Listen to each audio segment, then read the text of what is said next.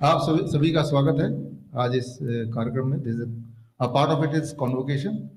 हमारे जो पहला बैच है ईपीएम का, emergency and pain management training, जिसमें मोर देन 1000 पार्टिसिपेंट्स थे, लेकिन हॉल की जितनी हमें अनुमति मिली वो आप लोग हैं, और बाकी लोग इस वक्त मुझे और आप सबको लाइव देख रहे हैं।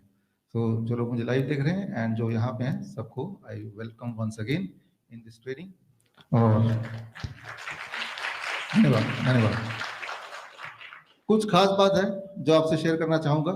आज से करीब 2 साल की पहले की बात है, जब ये सब लफड़ा शुरू ही हुआ था, तभी की बात है। विजय पाल यादव जी हमारे बीच में जो नहीं रहे, श्रीधर यूनिवर्सिटी के संस्थापक, और उनकी एक इच्छा थी जो अक्सर जब भी हम बैठते थे तो यही शेयर करते थे कि हम कुछ ऐसा करें कि हर घर तक हॉस्पिटल पहुंचे, लोग हॉस्पिटल ना पहुंचे, हॉस्पिटल घर तक पहुंचे। ये उनका विजन था। और अनफॉर्चुनेटली आज वो यहाँ पे नहीं है, लेकिन हम उस विजन की तरफ बढ़ रहे हैं और आपकी मदद से बढ़ रहे हैं, ये एक बड़ी बात है। और आपने ईपीएम यानी कि emergency in pain management training पूरी की, सो कॉन्ग्रेचुलेशन फॉर दिस। और जिसकी सर्टिफिकेशन के लिए आज खुद registrar from the university is here, mister OP Gupta ji, आपका स्वागत है। वाइस चांसलर भी आ रहे थे, और लेकिन उनको शायद कुछ तबीयत ऐसी कुछ ऐसा बताया उन्होंने, तो हमने उनको बोला कि सर हमारे तो सारे डॉक्टर ही आ रहे हैं, आप आइए, कोई तकलीफ नहीं है। लेकिन उन पे उनको भी भरोसा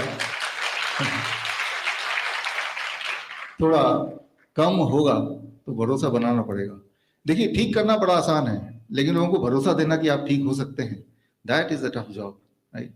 इंसान की बॉडी वो तो ठीक हो ही जाएगी। अगर कोई जिंदा है और वो खा सकता है, वो ठीक भी हो सकता है, ये हमने और आपने देखा ही है, हजारों बार देखा है, इसमें कोई शक नहीं है। लेकिन पहले वो डिसाइड तो करे, वो ये डिसाइड करे कि हाँ मैं, वो उसको विश्वास हो जाए कि मैं ठीक हो सकता हूँ, तो जाके गाड़ी आगे बढ़ेगी। तो उस गाड़ी को आगे बढ़ाने की कोशिश आप और हम मिलकर कर रहे हैं। आप में से बहुत सारे ऐसे हैं, मोस्ट ऑफ यू, जो नाइस एक्सपर्ट भी है, network of influenza care expert. आपने पिछले 2 सालों में, हमने और आपने मिलकर करीब 60,000 जो रजिस्टर्ड पेशेंट्स हैं उनको ठीक किया, राइट। और उनमें से सारे ठीक हैं आज, ये बहुत बड़ी बात है। और तब भी विजन यही था कि लोगों को अपना घर छोड़ने की जरूरत ना पड़े, घर पे रहते हुए पैसा खर्च ना करना पड़े, fastest, safest, evidence based, low cost या जीरो कॉस्ट, और घर पे हो जाए। तो we try to do it all of them, and घर पे ही ठीक हुए। और तब आप सब जानते हैं कि लोगों के, जो कुछ लोगों के, शरारती लोगों के कमेंट आने लगे कि इमरजेंसी में चले जाओ, बहुत डिफिकल्ट पेशेंट है, तब क्या करोगे, जो ठीक है उसी को ठीक कर रहे हो आप, इस तरह कमेंट आ रहे थे। फिर अहमदनगर कोविड सेंटर से है Vaishnavi is here, Vaishnavi, Seema and Vaishnavi, great. तो thank you Vaishnavi, thank you Seema. तो वहां पे हम बोल सकते हैं सबसे बड़ा कोविड सेंटर था, 1100 बेड का, हमेशा वो बेड भरा रहता था। और वहां पे नियम ये था, जब सो कॉल्ड दूसरी लहर जिसे बोलते हैं, उस वक्त की बात है, और कि कोई भी पेशेंट आएगा, पहली जो सीमा से बात हुई कि सर किस तरह की पेशेंट हम लें, किस तरह की पेशेंट लें, किसको ना लें। कोई भी पेशेंट अगर जिंदा आया तो उसको लेना है, that was the only criteria. If is alive will take him, right. तो इसके बाद बाकी हॉस्पिटल से जब केस बिगड़ जाता था या पेशेंट के पास पैसे खत्म हो जाते थे, तो वो ऑक्सीजन सिलेंडर लगा के किसी तरह से वो एम्बुलेंस में भर के फिर वहां पे छोड़ के चले जाते थे। दैट वाज, ऐसे भी पेशेंट आप लोगों ने लिए। और इस तरह से टोटल वहां पे जो उस कोविड सेंटर में जितने लोग आए गए, तो टोटल 7,000 से कुछ ज्यादा थे, and all of them are alive even today, all of them, right. तो वहां पे पहला नियम ये था कि कोई अगर जिंदा आ रहा है, सांस ले पा रहा है, भले ही ऑक्सीजन सिलेंडर के साथ, उसको हमें लेना है। दूसरा नियम ये था, कोई जिंदा आएगा और सांस भी ले पा रहा है तो लेना तो है ही है, उसे हाथ मिलाना है, गले मिलना है, उसका खाना भी खाना है। तो वहाँ पे ना मास्क था, ना सोशल डिस्टेंसिंग थी। इनफैक्ट वहाँ पे एक्स्ट्रा करिकुलर एक्टिविटीज भी होती थी। और एक कपल थे जो शादी कराना चाहते थे, सेंटर के नहीं, उस शहर के। तो वो इतने प्रभावित हुए कि उन्होंने अपनी शादी की सेरेमनी कोविड सेंटर के अंदर ही किया। तो आप देखिए कि अगर ये छूत की बीमारी होती या ये सब कुछ होता इतना ज्यादा, तो हमारे जो उनमें से बहुत सारे एक्सपर्ट्स में से 2 यहाँ पे हैं, ये लोग जिंदा नहीं होते, ये भी तो मर चुके होते, राइट। श्योरली वो ऐसा कोई भूत नहीं है। जिस तरह से बचपन में आपने देखा छोटे बच्चों को कभी डराना होता है, हम चाहते नहीं कि वहां जाए, उधर मत जाना, भूत है, राइट, तो डर के वो यहीं बैठ जाएगा। तो ज्यादातर लोगों के दिमाग में ख्याल है उधर मत जाना, भूत है, राइट, रात को मत निकलना, तभी भूत है, राइट। तो these are the kind of things जो आप देखते आए हैं। अब उसी के एक्सटेंशन की बात करते हैं कि ये तो हुई सिर्फ एक छोटी सी बीमारी जिसको बड़ा कर दिया हमने बहुत बड़ी बीमारी को ठीक नहीं किया, छोटी बीमारी को बड़ा बता दिया हमने, उसको छोटी बीमारी को छोटा समझ के ठीक किया। That is the only thing.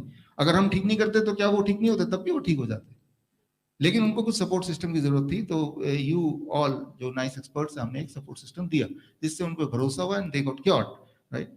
So that is the first step. लेकिन ये तो सिर्फ एक बीमारी की बात हुई, इसके बाद आगे और भी बीमारियां आती हैं, और खास तौर पे कैंसर है, किडनी फेलियर है। ये डॉक्टर अवधेश पांडे यहाँ पे हैं, बताते हैं कि जब भी कैंसर या किडनी फेलियर के पेशेंट होते हैं तो एक पेशेंट अगर एक घर में है तो वो एक पेशेंट नहीं है, वो पूरा घर बर्बाद हो गया, राइट। तो पूरा घर खत्म हो गया because of that one patient. वो पेशेंट तो खत्म हो ही गया फाइनेंशियली, इमोशनली, है ना, पूरी तरह से उसके टेक केयर करने में उनकी जितना भी पैसा था, मेंटल टर्मोइल, फिजिकल टर्मोइल, ये सारा कुछ था। तो बारी थी इनके लिए कुछ करने का। तो हमने आचार्य जी यहाँ पे हैं, आचार्य मनीष जी, हमने मिलके what we know as HIIMS hospital की प्लान किया कि चलो यहाँ पे आएंगे। याद रखिए कि आपने ईपीएम की ट्रेनिंग ली है, यू नो वेल, आपसे अच्छा कौन जानता है, लेकिन हमारे लाइव में और भी ऐसे पार्टिसिपेंट हैं जिनको ईपीएम की ट्रेनिंग नहीं है, कॉमन मैन भी है, उनके लिए बता रहा हूँ। पूरे दुनिया में अगर कोई एक तरीका है जिससे पेशेंट की डायलिसिस रुक सकती है, ट्रांसप्लांट रुक सकती है, तो वो तरीका है जो आप लोगों ने सीखा है, that is hot water immersion therapy, जो हम हिम्स हॉस्पिटल में करते हैं, राइट। तो हिम्स हॉस्पिटल का अगर आप देखें, अभी ये आप देख रहे हैं ये सारे पेशेंट्स हैं और हॉट वाटर इमर्शन थेरेपी चल रही है। आप सबको पता ही है बिकॉज आपने इसकी स्पेशल ट्रेनिंग ली है। और ये while they are in the water tub, जबकि वो इसके अंदर हैं, उनका सेल्फ डायलिसिस शुरू हो चुका है, सेल्फ डायलिसिस ऑलरेडी चल रहा है, जो कि आप देख रहे हैं यहाँ पे। यानी कि इन पेशेंट को अगर इस तरह से 2-2 घंटे यहाँ पे लगाते हैं तो बॉडी के अंदर जो जमा फ्लूइड है, एक्सेस फ्लूइड है, एक्सेस क्रिएटिनिन है, एक्सेस यूरिया है, वो सारा कुछ बॉडी से निकलता है, राइट। तो ये एक सिस्टम है इसकी, ये कैसे निकलता है, क्या क्या होता है, ये सब कुछ कॉमन मैन के लिए मैं बताऊंगा। तो इस तरह से डेराबस्सी में पहला हॉस्पिटल खुला कुछ महीने पहले, और वो हॉस्पिटल एकदम भर गया। फिर हमारे राजा मुकीम है जयपुर में, जयपुर हिम्स, राजा मुकीम जी यहाँ पे प्लीज एक बार खड़े होंगे। तो इन्होंने हिम्स डेराबस्सी की तरह ही जयपुर खोल दिया। अब वो भी पूरा हाउसफुल हो गया, पूरा भर गया ना। तो दोनों जगह अगर अगले 15 दिन की कोई एडमिशन नहीं है। फिर हिम्स जोधपुर भी अभी खुल गया, लेकिन आई एम श्योर कि अगले 2-4 दिन में वो भी भर जाएगा। तो जो लोग मुझे सुन रहे हैं कि अगर आप अगले 15 दिन में भी जाने की सोच रहे हैं तो वो ऑलरेडी हाउसफुल है। तो एक तरफ तो ये कि हम दिमाग में ये आ रहा है कि कितने खोलें ताकि सब लोगों को एकोमोडेट कर पाए, that is one thing, right. दूसरी तरफ से एक और पहलू आ रहा है, एक और प्रॉब्लम आ रही है हमारे, प्रॉब्लम बोलें या सोल्यूशन बोलें, वॉट एवर। कॉल्स मेरे पास तो नहीं आते, मेरी पत्नियां बैठी, इनके पास कॉल आया कि हम तो वहां गए थे, वहां तो पैसे मांग रहे हैं। तो फिर उन्होंने बोला आप तो गरीबों से भी पैसे लेते हो हॉस्पिटल में। मैंने कहा हॉस्पिटल में तो पैसे लेंगे, कैसे काम चलेगा? कहा ये तो कोई बात नहीं हुई, गरीब कैसे देगा पैसा? मैंने कहा बात तो ये भी सही है, राइट। लेकिन पैसे के बिना हम एडमिशन लेंगे तो बाकी लोगों को हॉस्पिटल में जो डॉक्टर है और बाकी स्टाफ है, क्या आप पैसे के लिए जीते हो? तो ये एक दुविधा थी। ये हमारे अभी आचार्य जी बता रहे थे कि लोग बड़े उम्मीदों से आते हैं, अलग अलग दूर दूर से आते हैं, और ऐसे में आप आइए हमारे हॉस्पिटल सेटअप में, देखिए कि वो एक्सपेंस कुछ ना कुछ पैसे से चलता, हर चीज की, everything we have to buy, right. तो और पैसे नहीं लेंगे जो हम लेना चाहते नहीं तो काम चलेगा नहीं, और लेंगे तो बात थोड़ी गड़बड़ हो जाएगी। फिर यहाँ मानस समर्थ भी बैठे हैं, कहाँ मानस समर्थ? हाँ, ये कल फोन कर रहे हैं, क्या सर वो हमने पेशेंट भेजा था, वो बोल रहा है कि वो आयुर्वेदिक दवाई ली है, उसके पैसे लिए। अरे भाई दवाई हमारे घर पे नहीं है, वो तो कहीं से जड़ी बूटी है। तो मतलब ये है कि दिमाग में ये बात तो रहती है हमारे की कोई ऐसा तरीका है जिससे इंसान को पैसे भी ना देने पड़े और ठीक हो जाए, राइट। तो वो तरीका अपने आप ही इवॉल्व होता रहा, तो आज उसी तरीके को हम आपके सामने रख रहे हैं कि क्या तरीका करें कि लोगों को पैसा ना देना पड़े, वो ठीक हो जाए फास्टेस्ट तरीके से ठीक हो जाए, सेफेस्ट तरीके से। इलाज वो होना चाहिए जो फास्टेस्ट हो, बिल्कुल फास्ट, सेफेस्ट हो, कोई साइड इफेक्ट ना हो कम से कम उस इलाज के चक्कर में, एविडेंस बेस्ड हो, जो पहले साबित हो चुका हो, कोई एक्सपेरिमेंट ना हो, राइट। जीरो कॉस्ट या बिल्कुल लो कॉस्ट हो, इतना लो कॉस्ट की गरीब से गरीब भी अफोर्ड कर पाए बिना किसी मुश्किल के, बिना किसी मुश्किल के, and it should be accessible and available, right. हम बोलते हैं हमारे हॉस्पिटल में आ जाओ, डेराबस्सी आ जाओ, जयपुर आ जाओ, जोधपुर आ जाओ। अब जो दूर बैठा है उसके पास इतने पैसे नहीं कि वहां से वहां तक आएगा, राइट। हम कितने हॉस्पिटल खोल देंगे, 100, 200, 1000, 2000, कितने हॉस्पिटल खोल देंगे। तो यहाँ पे हमने एक सोल्यूशन निकाला और वो सोल्यूशन चल पड़ा है, और वो चल पड़ा है तो वो I am very excited to show that कि किस तरह से जीरो कॉस्ट हॉस्पिटल खोला गया और वो चल रहा है, लोग ठीक हो रहे हैं। और मुझे लगता है कि अगर ऐसा हो जाए तो एटलीस्ट देखिए, कोई इंसान कब तक जिंदा रहेगा ये हमारे हाथ में नहीं है, लेकिन जब तक जिंदा है कम से कम पेनफुल ना रहे वो जिंदगी, ये हमारे हाथ में, ये मैं आपको बता सकता हूँ। ये मैं इसलिए बता सकता हूँ क्योंकि देखिए, जब भी कोई बीमारी होती है, बीमारी कोई कॉम्प्लिकेटेड चीज नहीं है, बीमारी is nothing very very complicated. तो बीमारी क्या है और कैसे हम ठीक करते हैं ये समझना आपके लिए बड़ा आसान है। माइक माइक आ जाओ, माइक वैसे पकड़ो, यही चल रहा है, आ जाओ, इसी को पकड़ो, आ जाओ। तो आप देखिए, मान लो ये ह्यूमन बॉडी है, ये आपका मुंह है, ठीक है ना, मुंह से नाक से ब्रीथ करते हैं, मुंह से खाते हैं, वो आपके बॉडी में जा रहा है।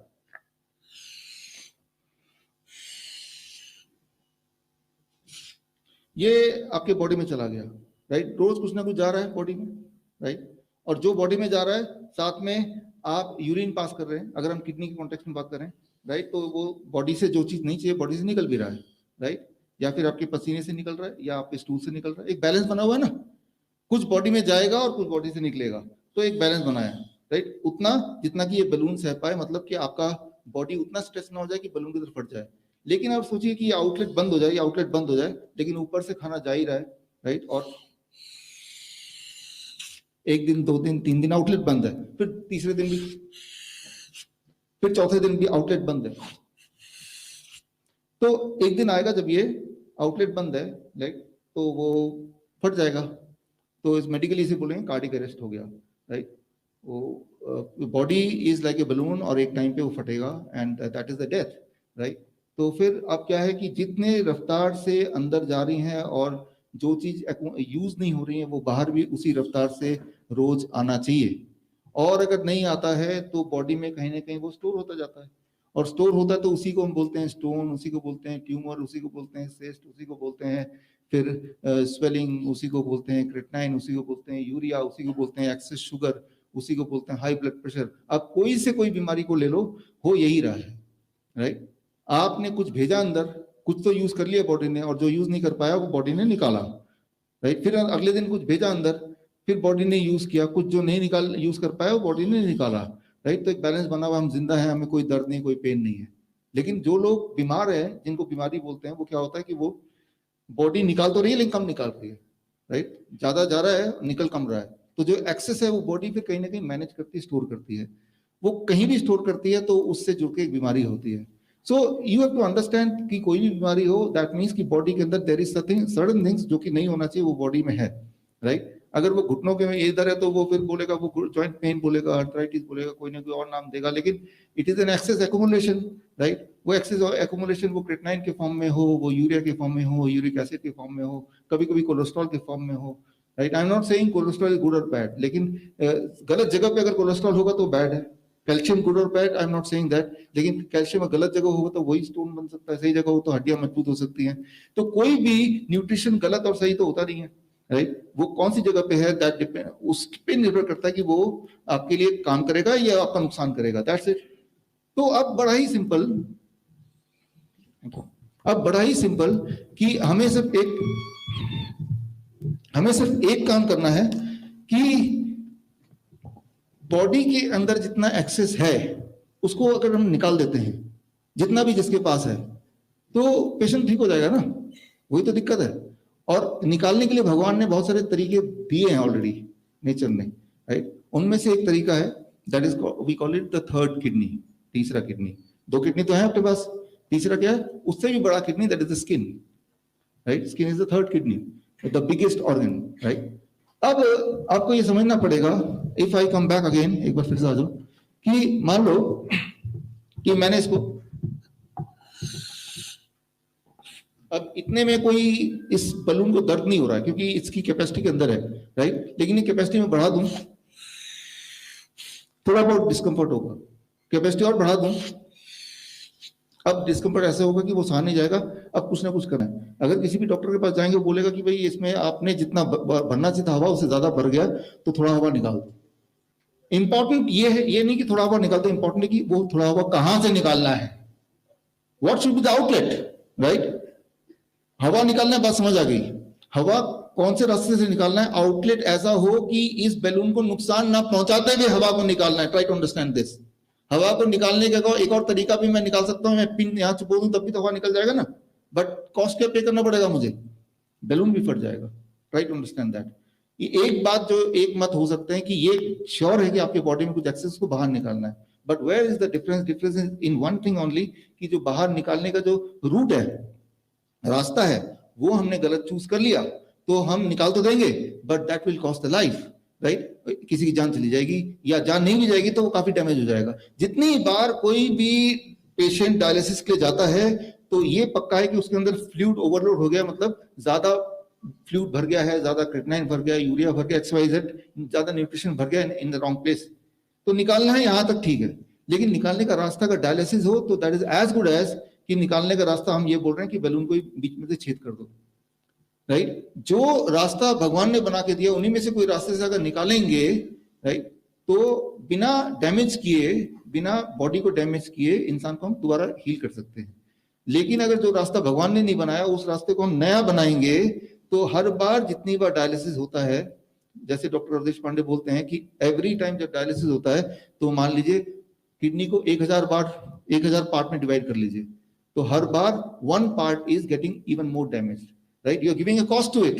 जितनी बार डायलिसिस होगा उतनी बार आपकी किडनी फर्दर खराब होगी। Try to understand that, right. क्योंकि ये जो रूट यूज कर रहे हैं, चाहे पेट का रूट यूज कर रहे हैं, चाहे ब्लड को लेके बाहर डाल रहे हैं, ले रहे हैं, this is the not the route जो कि भगवान ने आपको बना के दिया है, राइट। तो सारी जो बीमारियां हैं, जितनी बीमारियां, बीमारी का बेसिक प्रिंसिपल आपको समझ आ गया। सवाल ये नहीं कि वो कैंसर है, कि ट्यूमर है, कि वो किडनी फेलियर है, what name we want to give. सवाल ये है कि there is something excess which is there and wherever it is giving you discomfort and pain, that is the only thing. तो क्या हमारे पास कोई यूनिवर्सल तरीका है जिसके माध्यम से हम एकदम बॉडी के अंदर की चीजों को बाहर निकाल दें, राइट। तो जो भगवान का दिया हुआ है तरीका, जगह जहां से किसी भी चीज को बाहर निकालने के लिए भगवान जगह, that is the pores, right. आपके पूरे बॉडी में स्किन या फिर स्टूल या फिर यूरिन, राइट। ये 3-4, कभी कभी नाक से भी निकाल सकते हैं कुछ ना कुछ, राइट, वो भी। तो ये चीज 3-4 आउटलेट है जो पहले से ही बने हुए हैं। अगर इन आउटलेट को अगर आप यूज करेंगे तो बॉडी डैमेज नहीं होगी, बिकॉज ये पहले से ही बना बनाया है।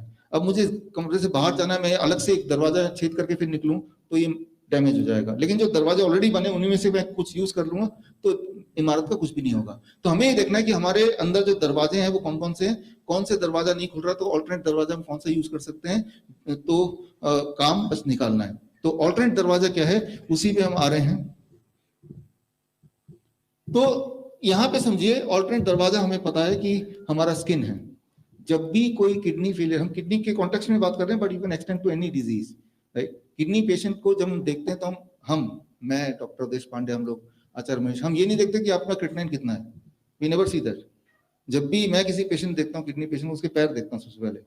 आप भी किसी पेशेंट को देखेंगे, उसके हाथ और पैर देखिए, राइट। अपने हाथ देखेंगे, उसके हाथ देखेंगे, अपने पैर देखेंगे, उसके पैर देखेंगे, 1 सेकंड में समझ आ जाएगा किडनी पेशेंट है या नहीं है, राइट। अगर तो सूजन है, राइट, स्वेलिंग है, यानी कि बाहर नहीं निकल पा रहा, तो बॉडी की ग्रेविटी की वजह से क्या करता है कि पैरों में ही वो अटका हुआ है, गेटिंग द पॉइंट। तो उससे that is the first indication.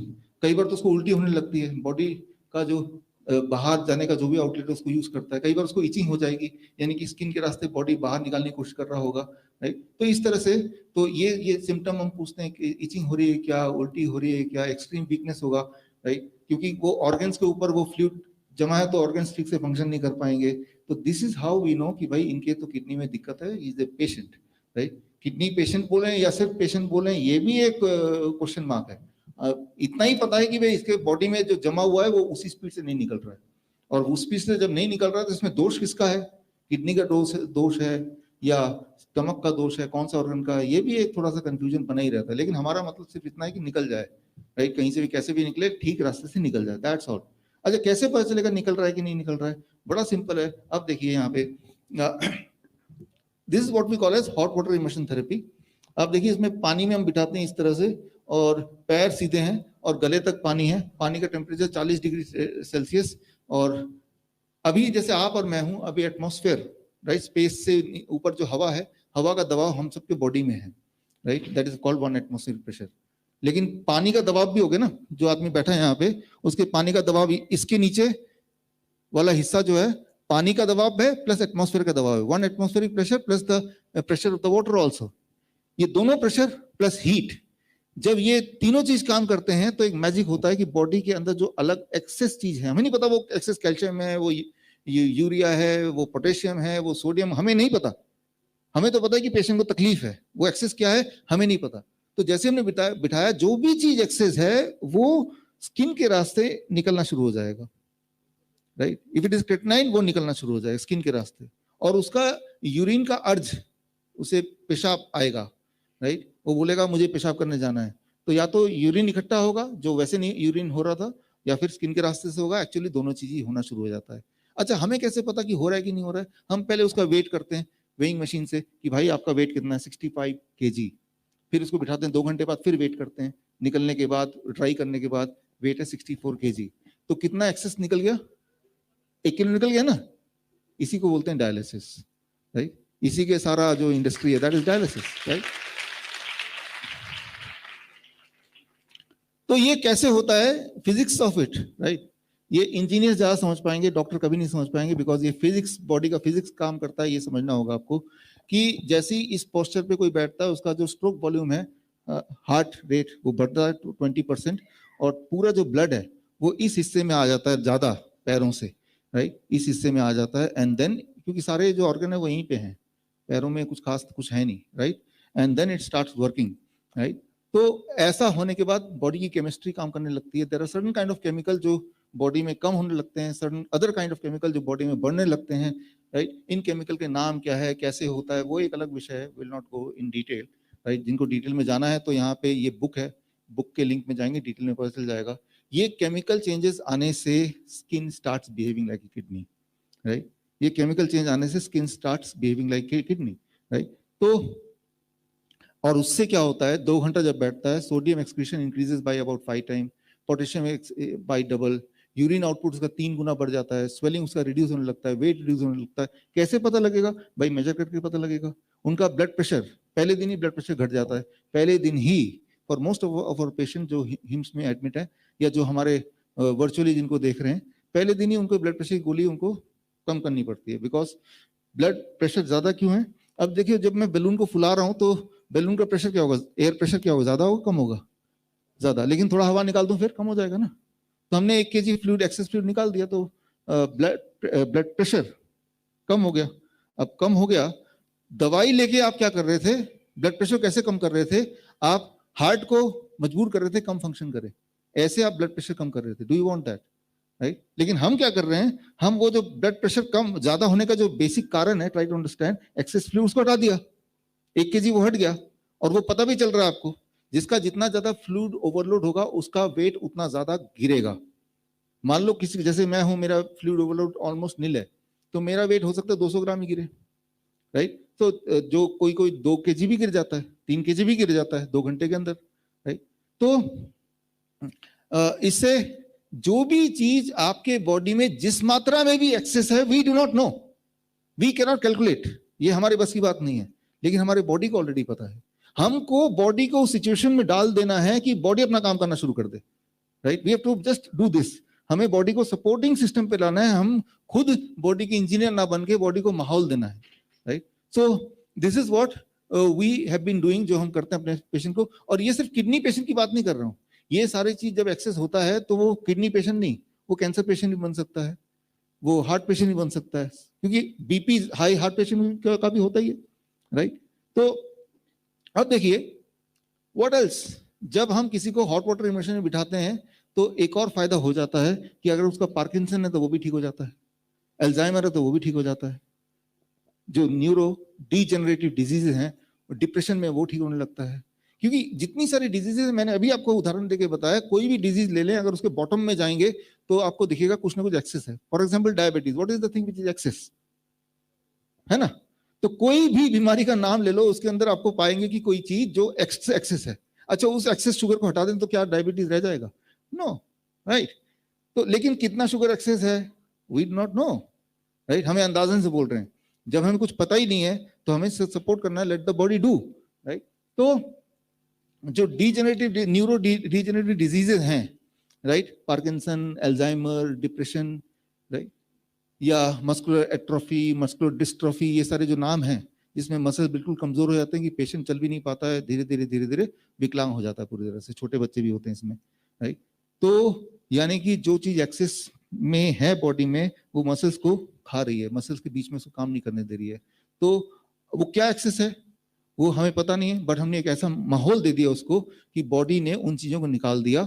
इसका मतलब ये है कि जब हॉट वाटर इमर्शन में कोई जाएगा, हमारे पेशेंट आते हैं, वो किडनी पेशेंट ठीक होने, आपने उस दिन हम देख रहे थे, लेकिन किडनी पेशेंट बोलते हैं हमारे तो डायबिटीज भी ठीक हो गई, इसलिए तो हम आए नहीं थे। अगर कोई मुझे ऐसा बोले कि मैं किडनी पेशेंट हूँ, मेरा सिर्फ किडनी ठीक करना, डायबिटीज खबरदार हाथ मत लगाना, राइट? वो वैसे ही रहना चाहिए, नॉट पॉसिबल, हो ही नहीं सकता, right? Diabetes has to get cured, right? क्योंकि जब वो किडनी, जब हम इसमें बिठाएंगे तो क्या करेगा कि एक्सेस चीजों को निकालेगा, राइट? फिर वो बोलता है मेरी घुटने की दर्द भी नहीं हो रही, जो होता था रोज। अच्छा, कितने दिन लगेंगे? पहली बार में, पहली बार ऐसा नहीं कि पहली बार 100% क्योर हो जाएगा उसके घुटने, लेकिन इतना हो जाएगा कि वो रियलाइज करेगा कि मेरा दर्द का जो इंटेंसिटी है कम हो चुका है फर्स्ट टाइम में, राइट? लेकिन बॉडी के दोबारा अगले दिन दोबारा उसको एक्यूमुलेट भी कर रहा है, इसलिए रोज दोबारा करना पड़ता है कुछ दिनों तक। कितने दिन तक विल कम टू दिस,